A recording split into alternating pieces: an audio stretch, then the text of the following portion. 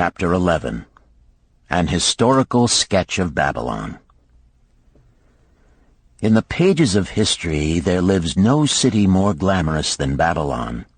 Its very name conjures visions of wealth and splendor. Its treasures of gold and jewels were fabulous. One naturally pictures such a wealthy city as located in a suitable setting of tropical luxury, surrounded by rich natural resources of forests and mines. Such was not the case. It was located beside the Euphrates River in a flat, arid valley. It had no forests, no mines, not even stone for building. It was not even located upon a natural trade route. The rainfall was insufficient to raise crops. Babylon is an outstanding example of man's ability to achieve great objectives using whatever means are at his disposal. All of the resources supporting this large city were man-developed. All of its riches were man-made. Babylon possessed just two natural resources: a fertile soil and water in the river. With one of the greatest engineering accomplishments of this or any other day, Babylonian engineers diverted the waters from the river by means of dams and immense irrigation canals. Far out across that arid valley went these canals to pour the life-giving waters over the fertile soil. This ranks among the first engineering feats known to history. Such abundant crops as were the reward of this irrigation system the world had never seen before. Fortunately, during its long existence, Babylon was ruled by successive lines of kings to whom conquest and plunder were but incidental. While it engaged in many wars, most of these were local or defensive against ambitious conquerors from other countries who coveted the fabulous treasures of Babylon. The outstanding rulers of Babylon live in history because of their wisdom, enterprise, and justice. Babylon produced no strutting monarchs who sought to conquer the known world that all nations might pay homage to their egotism. As a city, Babylon exists no more. When those energizing human forces that built and maintained the city for thousands of years were withdrawn, it soon became a deserted ruin. The site of the city is in Asia, about 600 miles east of the Suez Canal, just north of the Persian Gulf. The latitude is about 30 degrees above the equator, practically the same as that of Yuma, Arizona. It possessed a climate similar to that of this American city, hot and dry. Today, this valley of the Euphrates, once a populous irrigated farming district, is again a windswept arid waste. Scant grass and desert shrubs strive for existence against the wind-blown sands. Gone are the fertile fields, the mammoth cities, and the long caravans of rich merchandise. Nomadic bands of Arabs, securing a scant living by tending small herds, are the only inhabitants. Such it has been since about the beginning of the Christian era. Dotting this valley are earthen hills. For centuries they were considered by travelers to be nothing else. The attention of archaeologists were finally attracted to them because of broken pieces of pottery and brick washed down by the occasional rainstorms. Expeditions, financed by European and American museums, were sent here to excavate and see what could be found. Picks and shovels soon proved these hills to be ancient cities. City graves, they might well be called. Babylon was one of these. Over it for something like 20 centuries, the winds had scattered the desert dust. Built originally of brick, all exposed walls had disintegrated and gone back to earth once more. Such is Babylon, the wealthy city, today. A heap of dirt, so long abandoned that no living person even knew its name until it was discovered by carefully removing the refuse of centuries from the streets and the fallen wreckage of its noble temples and palaces. Many scientists considered the civilization of Babylon and other cities in this valley to be the oldest of which there is a definite record. Positive dates have been proved reaching back 8,000 years. An interesting fact in this connection is the means used to determine these dates. Uncovered in the ruins of Babylon were descriptions of an eclipse of the sun. Modern astronomers readily computed the time when such an eclipse, visible in Babylon, occurred, and thus established a known relationship between their calendar and our own. In this way, we have proved that 8,000 years ago, the Sumerites who inhabited Babylonia were living in walled cities. One can only conjecture for how many centuries previous such cities had existed. Their inhabitants were not mere barbarians living within protecting walls. They were an educated and enlightened people. So far as written history goes, they were the first engineers, the first astronomers, the first mathematicians, the first financiers, and the first people to have a written language. Mention has already been made of the irrigation systems which transformed the arid valley into an agricultural paradise. The remains of these canals can still be traced, although they are mostly filled with accumulated sand.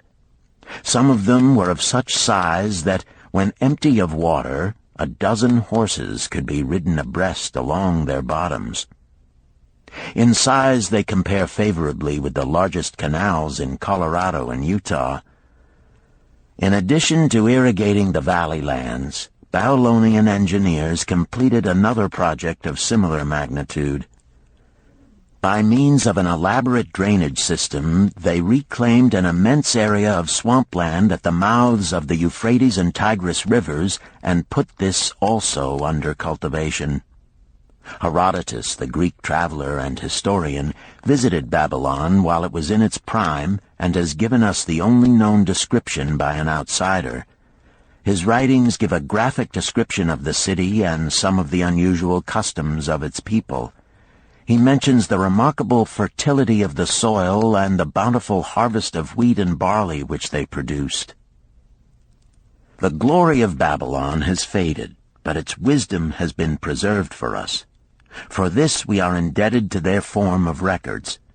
In that distant day, the use of paper had not been invented. Instead, they laboriously engraved their writing upon tablets of moist clay. When completed, these were baked and became hard tile.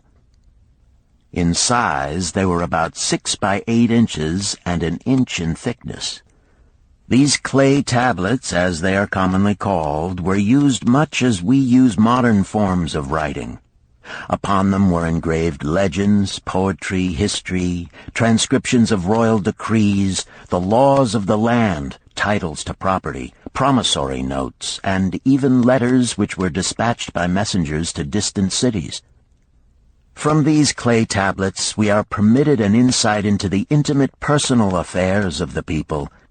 For example, one tablet, evidently from the records of a country storekeeper, relates that upon the given date a certain named customer brought in a cow and exchanged it for 7 sacks of wheat, 3 being delivered at the time, and the other 4 to await the customer's pleasure. Safely buried in the wrecked cities, archaeologists have recovered entire libraries of these tablets, hundreds of thousands of them. One of the outstanding wonders of Babylon was the immense walls surrounding the city. The ancients ranked them with the Great Pyramid of Egypt as belonging to the 7 wonders of the world. Queen Semiramis is credited with having erected the first walls during the early history of the city. Modern excavators have been unable to find any trace of the original walls, nor is their exact height known. From mention made by early writers, it is estimated they were about 50 to 60 feet high, faced on the outer side with burnt brick, and further protected by a deep moat of water. The later and more famous walls were started about 600 years before the time of Christ by King Nabopolassar. Upon such a gigantic scale did he plan the rebuilding, he did not live to see the work finished. This was left to his son Nebuchadnezzar, whose name is familiar in biblical history. The height and length of these later walls staggers belief. They are reported upon reliable authority to have been about 160 feet high, the equivalent of the height of a modern 15-story office building. The total length is estimated as between 9 and 11 miles. So wide was the top that a 6-horse chariot could be driven around them. Of this tremendous structure, little now remains except portions of the foundations and the moat. In addition to the ravages of the elements, the Arabs completed the destruction by quarrying the brick for building purposes elsewhere. Against the walls of Babylon marched, in turn, the victorious armies of almost every conqueror of that age of wars of conquest. A host of kings laid siege to Babylon, but always in vain. Invading armies of that day were not to be considered lightly. Historians speak of such units as 10,000 horsemen, 25,000 chariots, 1,200 regiments of foot soldiers with 1,000 men to the regiment. Often 2 or 3 years of preparation would be required to assemble war materials and depots of food along the proposed line of march. The city of Babylon was organized much like a modern city. There were streets and shops. Peddlers offered their wares through residential districts. Priests officiated in magnificent temples. Within the city was an inner enclosure for the royal palaces. The walls about this were said to have been higher than those about the city. The Babylonians were skilled in the arts.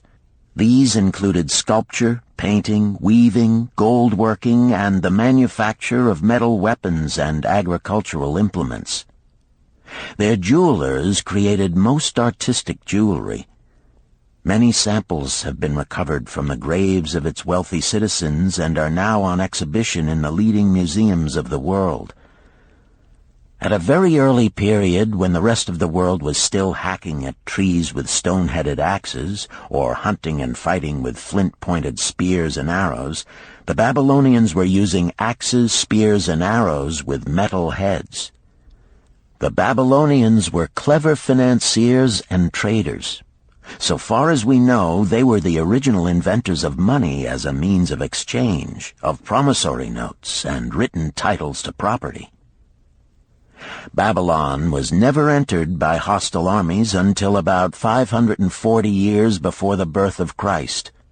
Even then the walls were not captured.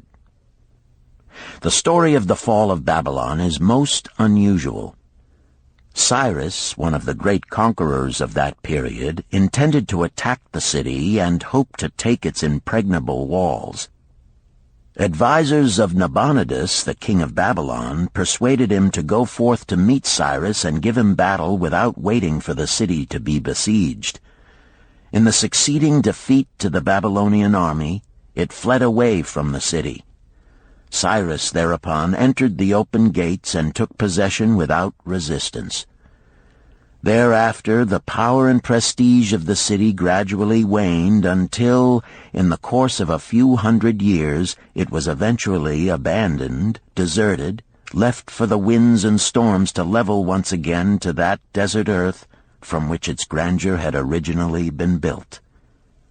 Babylon had fallen, never to rise again, but to it civilization owes much. The eons of time have crumbled to dust the proud walls of its temples, but the wisdom of Babylon endures.